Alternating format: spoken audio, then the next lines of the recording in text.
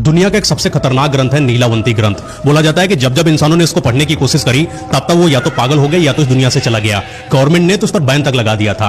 लेकिन जब आप नीलावंती ग्रंथ को पढ़ते हो तो आप भूत प्रेतों की बातें समझने लगते हो, पशु पक्षियों की आवाज समझने लगते हो, खजाना कहाँ गड़ा है, रहस्यमय चीजें कहाँ पर है, भूत प्रेत बैताली आपको बताने लगते हैं। नीलावंती एक्चुअली थी कौन? एक लड़की थी छोटी जो गांव में रहती थी। उसको कुछ नहीं पता था कि मैं कौन हूँ। जब ये छोटी बच्ची थी तभी इसके साथ कुछ अजीब सी हरकतें होती थी। पशु पक्षी इनसे बात करते थे और भूत प्रेत आकर इसके कान में कुछ बोलकर चले जाते थे। धीरे धीरे बड़ी होगी, 16-17 साल की।